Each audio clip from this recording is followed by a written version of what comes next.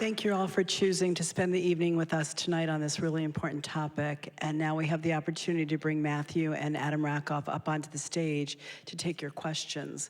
We have a Q&A mic set up over there, and please line up, and we ask that you limit one question, phrase your question in the form of a question, and step aside so the next person has time to ask as well. So I welcome our talented filmmakers up to the stage.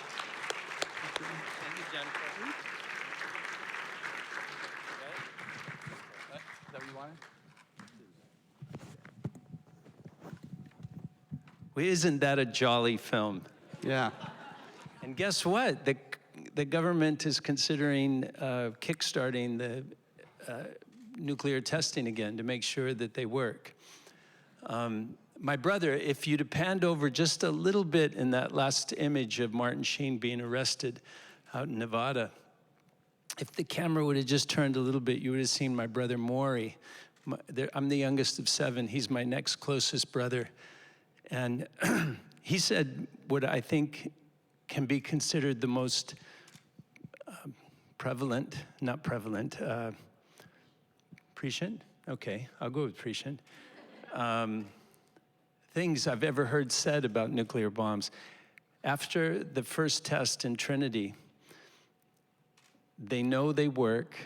Why do they have to keep testing them? And I think that's it. We can go home now. They know they work. Why do we have to keep testing them? So we're just going to open this up to questions because we're here and we don't have a moderator. So we want you to tell us what you want to talk about. Hi, my name's Larry Tisch. That was enlightening and a downer at the same time. Thank you both. I'm trying to think how to, I'm working on a film about the Daigofuku Maro, the Japanese fishing boat that was radiated in 1954 by the Castle Bravo bomb. Your movie really touched me. I've been to Hiroshima, I've been to Dachau, and to me, it's always the same answer. It's the evil in the hearts of men, you know. That's the problem. But my question is to you guys, having working on this, and I know you've been involved in this before, but how has this movie changed you? I think it just, as you start to work on, I mean, watching something like this is one thing, right? You're moved by it. It might make you cry. It might educate you. It might make you think differently. But when you work on something like this for years, you really get immersed in something like this, and I think you almost get desensitized to it because you're just so involved in it. And I think that there's a danger there, right? Because we need to remember that these are real people. We're not just making a movie. This is what happened to people. Matthew grew up in Utah. This is what happened to these people. So it's I think for me that's the thing. This is more than a movie to me. This is about real people, and I didn't know any of these people, but now I feel like I do, you know. Thanks for your question, Larry. It makes me think of Carl Sagan and the pale blue dot, the thing that he so eloquently stated when Voyager was leaving our solar system. He asked NASA to have it turn around and take a parting shot of our little corner of this vast, expanding universe. And he says, if you look closely at this image that Voyager was able to capture, he said, you see a pale blue dot. That's us. Everyone that ever existed, it lived there on that piece of dust floating in this vast universe. Every conqueror, every warrior, every educator, every movie star, every prince and princess and king and queen existed there on a mote of dust suspended in a sunbeam. And he said that astronomy is a humbling experience, that in all the vastness of space, we haven't found any evidence of any other life and no sign of some God that's going to come and help us in our existence on this planet. So for him, it was a reminder of our responsibility to one another, to take care of each other. There was a character in the film who said that to blow us off the face of the earth, you know, that like because of our arsenal versus the Russian arsenal, we can't really blow somebody off the face of the earth. What we can do is look at the footage of what happened to the people in Hiroshima and Nagasaki and be reminded that those people that survived wished that they had been killed because of the pain and the suffering that were the fallout and the result of those two nuclear bombs that were dropped on Japan. So that's what the film makes me feel, the responsibility to those people who perished, and the responsibility that I have for Adam's daughter, for my children, for my grandchildren, that we have to stop this insanity. There's just no sense to it. We have to recognize our brotherhood, our sisterhood, that we're all in this together and there's nobody coming to help us but ourselves. Thank you very much. Hi there. Thank you so much for the film. I'm Sasha Ingber. I'm actually a national security reporter. I have a two-parter question for you, if I can remember both parts. Are we going to be arrested? Not yet, but in an hour.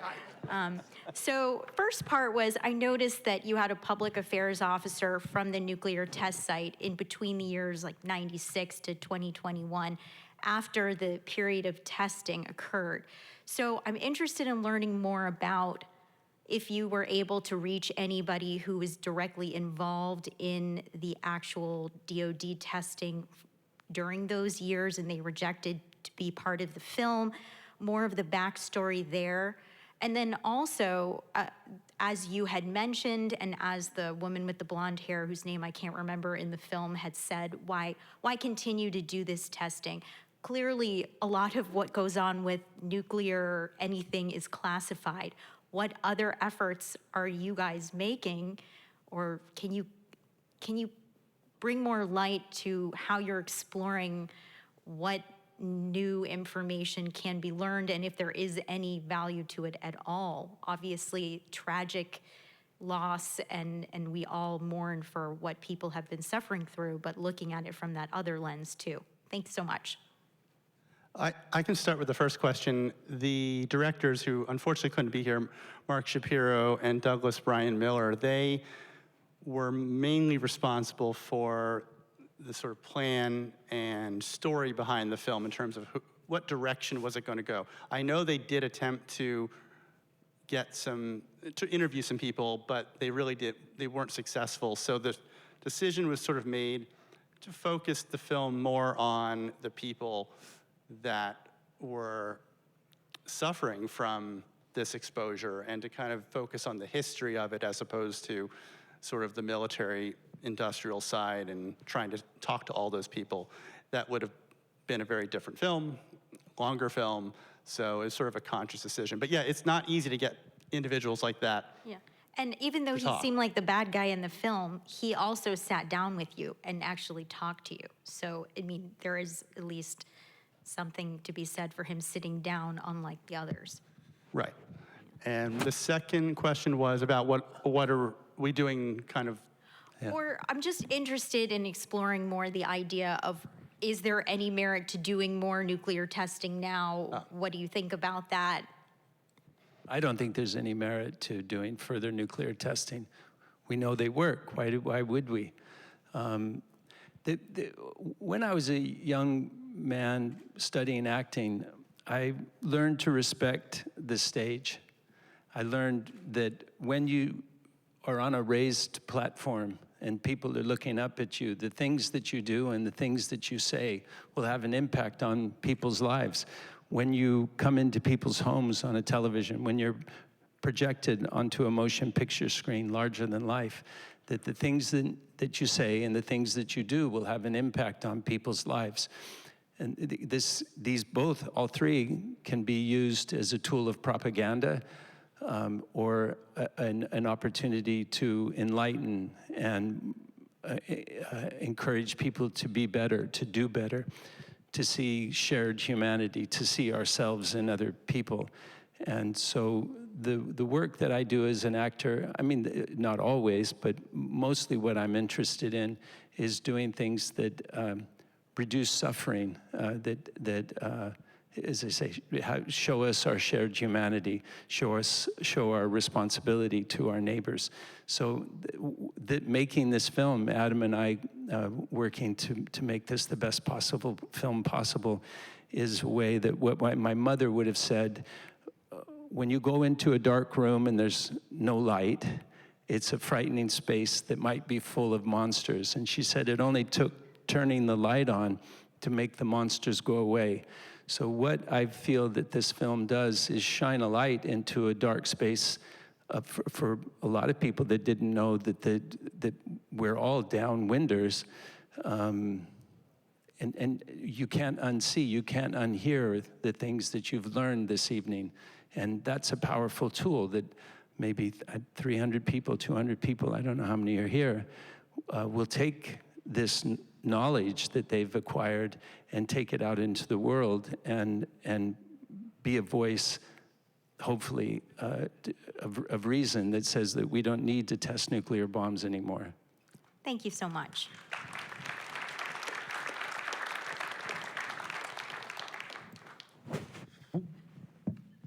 Hi, my name is Michael Dwyer. Thank you very much for making this film. It blew me away, really. It's just so much intense and great. I think it's great for shining the light, like you said. I'm a filmmaker, and my part-time I made a short documentary about a Hibakusha, the survivors from Hiroshima. So I've educated myself about their plight, and in Japan and nuclear testing in the Pacific. Somehow I did not know any of this. Much of this is all new to me. So my question is, a lot of people get into debating the past and should we or shouldn't we, but I'm curious about the present and the future, and from an activist point of view and a political point of view. Number one, how can we make sure that no more testing is done? And number two, how can we work to eliminate nuclear weapons from the planet? I mean, I think making this film is obviously part of that, but do we, write our senators, go and protest? Are you guys working with, I know you have some organizations in the film that are very active in that space, and can you just comment on that kind of activism, I guess, is the question. Well, I know that you just signed, right during the Academy Awards, you, along with many other notable actors and influential individuals, signed a Really petition. smart people. Yeah, Jane Fonda. All signed a petition, basically, because Oppenheimer was up for Best Picture. You were in it. There was an opportunity with that to sort of shine a light on the fact that there are those in our military and government that would like to start testing again as a show of force, to show that we can.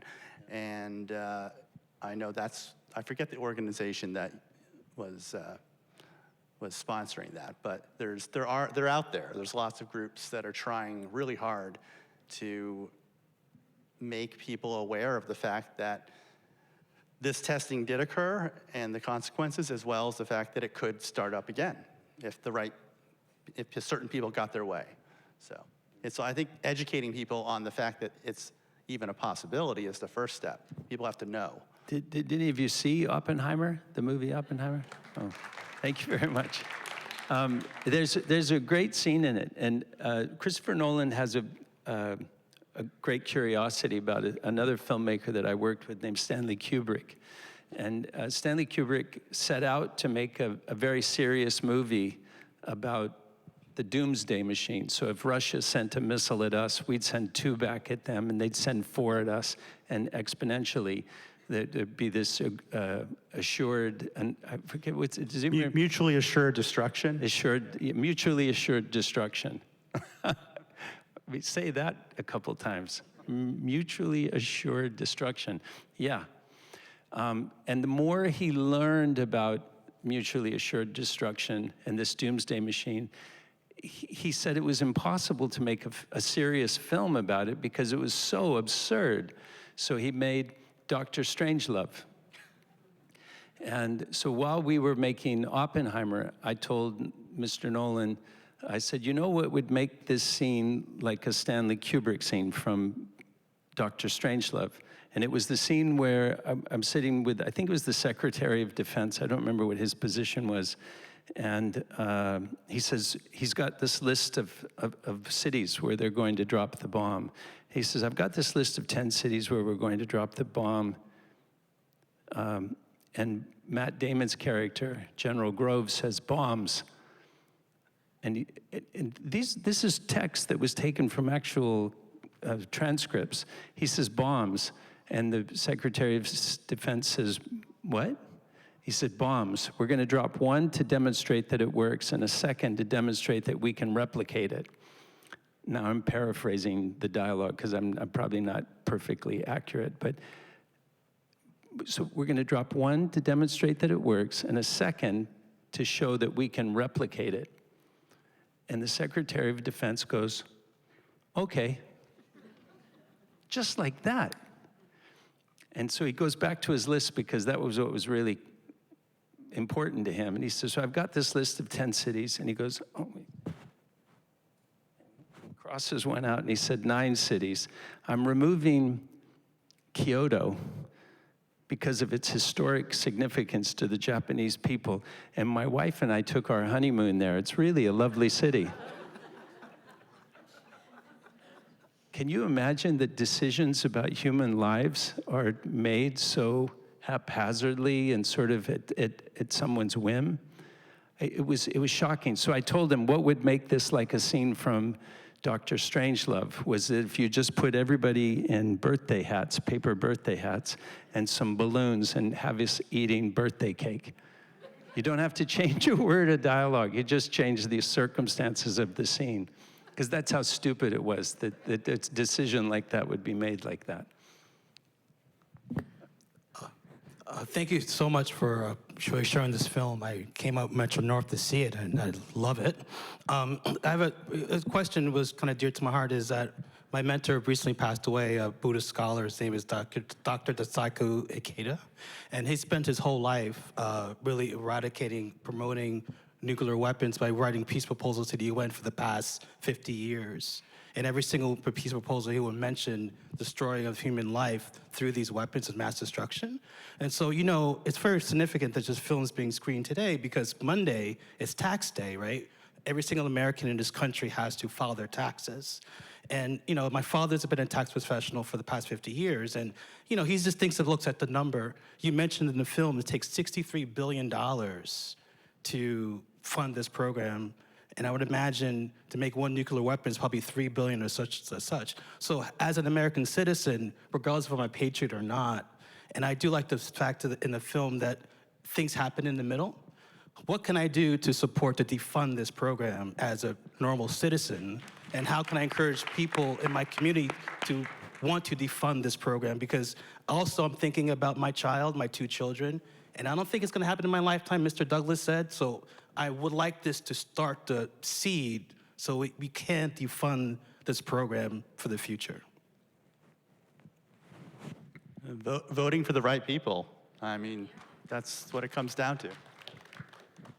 I made a movie a few years ago called Miss Virginia. It was about a real woman, Virginia. I can't remember her last name or family name, Virginia.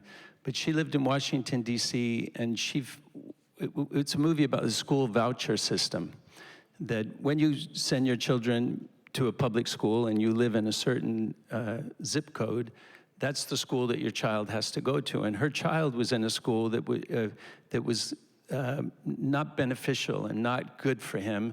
And she thought, why can't I take the money that I pay in taxes and go to a school that I want to go to? Why can't I take that money and go to a private school? And subsequently, she won that battle through Congress. She got it through Congress. And now thousands of children in an impoverished area of Washington, D.C. are able to send their children to other schools. I've always wondered why, when we pay our taxes, why we're not able to allocate how we want our taxes spent. That why are those decisions made outside of our ability and outside of our powers? But I suppose that you could look at that movie, Miss Virginia, and see how she did it.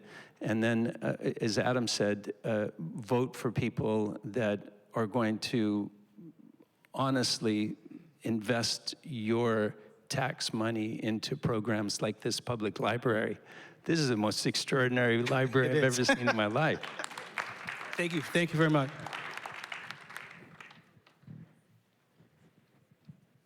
It is an amazing library, isn't it? Wow. My name is Joel Friedman.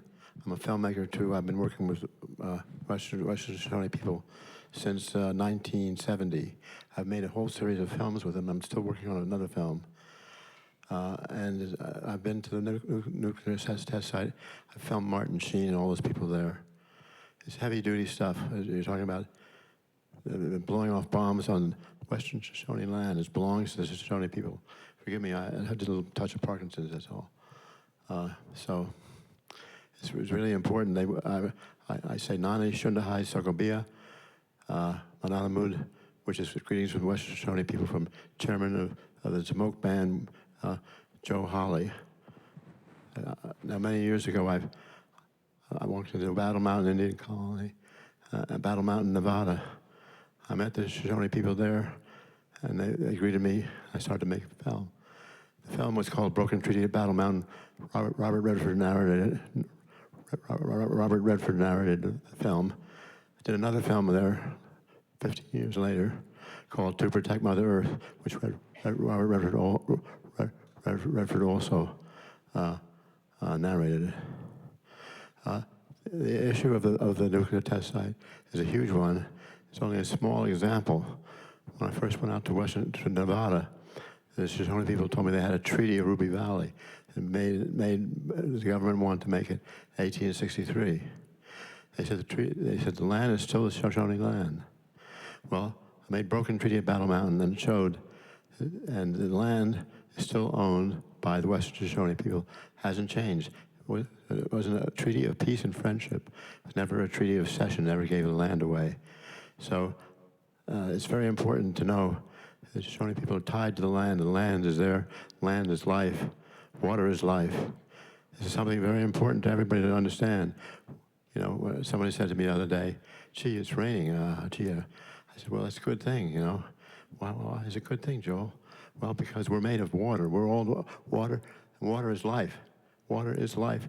We don't understand it, but the whole world is going downhill because of greed. By the way, I was looking at Coca-Cola.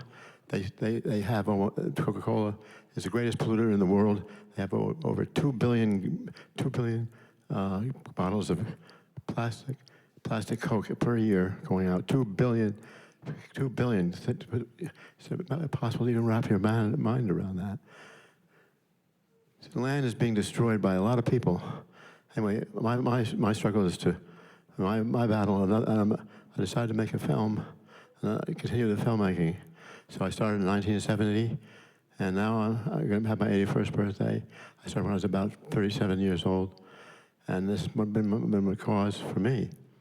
The Western Shoshone people are asking you and everybody to help them in this continued struggle against the United States government, which is the bombs are going off on Shoshone land.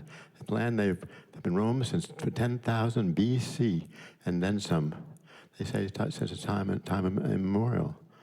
So that's, I mean, I could go on and on and on, but the thing is, the battle is there and it's being fought now. And the traditional people, Ian Zabardi, I know Ian, and a lot of the medicine people. I want to thank you for recognizing the Shoshone people and the Shoshone Nation and the sacredness to that land. And I think that the Westport library now knows who to go to have a retrospective of your films, your documentaries that you've made. So thank you very much. Thank you very much. I'd love to meet with you just very briefly after the show, if you have a little time. Thank you so much. God bless. It's everybody here. Thank you. We've run out of time, unfortunately. We could spend hours with you, but we have to wrap it up. And thank you all so much for coming out here. And please look into some of the information sources that were shared in the film to learn more about this subject and be active. Thank you. And before you go, we have a special trailer for Matthew Modine's next film called Hard Miles. Yeah, this is to cheer you up before you leave. It's only a 2-minute trailer, and it opens next week on the 18th of April, and I hope you get an opportunity to see it. It's very inspiring, and it's based on a true story. Thank you.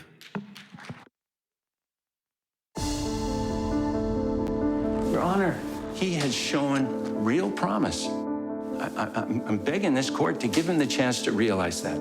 Our charter's under state review again. We need a positive story. What's the matter with you? Huh?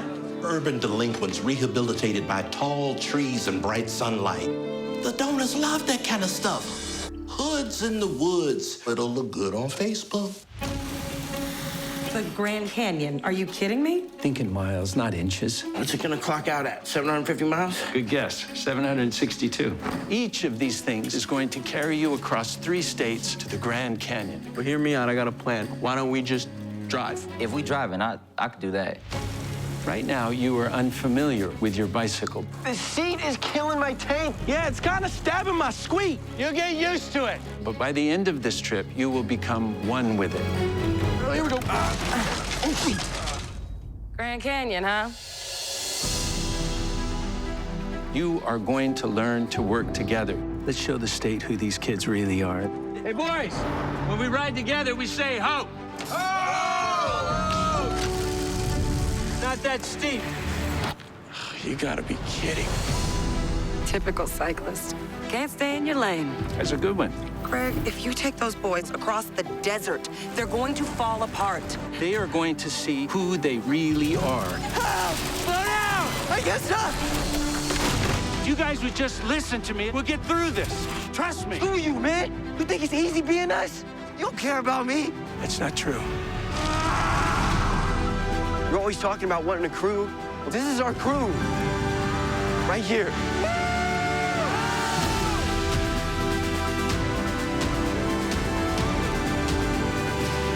I don't know how you work with those kids every day. High tolerance for pain, I guess. Does anybody want any butt butter for your squeak? You nasty, man. I'm gonna lube up. Okay, let's not use that word. Rick, do not get the butt butter.